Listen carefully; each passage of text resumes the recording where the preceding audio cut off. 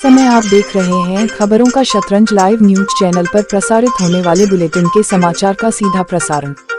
खबरों का शतरंज लाइव न्यूज चैनल के आज के इस खास बुलेटिन के समाचार के प्रसारण में आपका स्वागत है। यदि इस चैनल पर प्रसारित होने वाले सभी कार्यक्रमों की त्वरित जानकारी चाहिए तो इस चैनल को तुरंत सब्सक्राइब करो। आज का शुभ दिन रविवार है। अब आप 26 मई 2024 के मुख्य समाचार सुनिए। नाटो सहयोगी देश ने यूक्रेन को रूस की लाल रेखा को पार करने के लिए दी हरी झंडी। यूनाइटेड किंगडम के विदेश सचिव डेविड कैमरन ने कीव की यात्रा के दौरान कहा है कि यूक्रेन को लंदन से प्राप्त हथियारों के साथ रूसी क्षेत्र के लक्ष्य पर हमला करने के लिए स्वतंत्र होना चाहिए। पुणे पोस्ट दुर्घटना मामले में आरोपी नाबालिग चालक के दादा को पुणे पुलिस ने किया गिरफ्तार।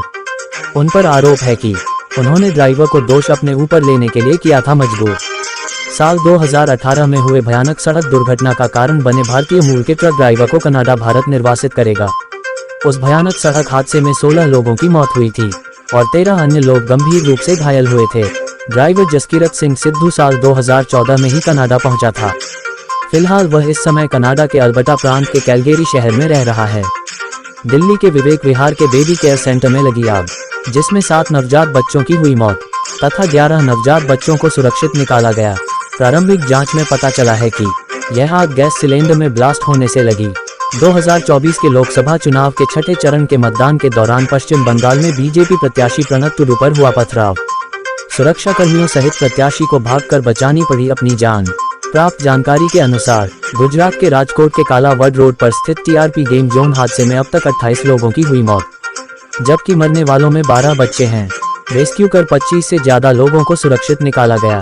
चश्मदीद बोला, 30 सेकंड में आग पूरी तरह फैली। अभी भी मरने वालों की संख्या बढ़ सकती है, क्योंकि यह पता नहीं चला है कि आग लगने के वक्त गेम जोन में कितने लोग मौजूद थे। मृतकों के शव बहुत ही बुरी तरह झुलसे हुए हैं, इसलिए उनकी शिनाख्त नहीं हो सकी है। पहचान के लिए उन शवों का डीएनए टेस्ट किया जाएगा। प्रारंभिक जांच में पता चला है कि आग सीढ़ी पर हो रही बिल्डिंग की चिंगारी के कारण लगी। गुजरात राज्य सरकार ने गुजरात के सभी गेम जोन बंद करने का दिया आदेश। गुजरात के मुख्यमंत्री से लेकर प्रधानमंत्री नरेंद्र मोदी की पूरी घटना पर पैनी नजर है। लोकसभा चुनाव 2024 के छठे चरण के मतदान में 58 सीटों पर शाम 7:45 तक 59.06% मतदान हुआ। पंजाब के 4 पर्यटक की कश्मीर में सड़क हादसे में हुई मौत तथा 3 गंभीर रूप से हुए घायल, जो स्कॉर्पियो गाड़ी से कश्मीर घूमने गए थे। इस भीषण सड़क हादसे में वाहन के उड़ गए परखच्चे। इजरायल ने रफाह में हमले रोकने के अंतर्राष्ट्रीय न्यायालय के आदेश को मानने से किया इनकार। गाजा में इजरायल ने हमास के बहुत ही ताकतवर कमांडर जियाद अल-दीन अल-शर्फा को मार गिराया। प्राप्त आंकड़ों के अनुसार 7 अक्टूबर 2023 से गाजा में मरने वाले फलस्तीनियों की कुल संख्या बढ़कर अब तक 35,903 हुई। मौसम विभाग के मुताबिक बंगाल की खाड़ी के ऊपर बना हुआ गहरा दबाव अब चक्रवाती तूफान में तब्दील होने जा रहा है। मछुआरों को सोमवार सुबह तक बंगाल की खाड़ी में नहीं जाने की चेतावनी दी गई है। जिन इलाकों में तूफान का ज्यादा असर दिख सकता है, वहां एहतियातन एनडीआरएफ की टीमें तैनात की गई हैं।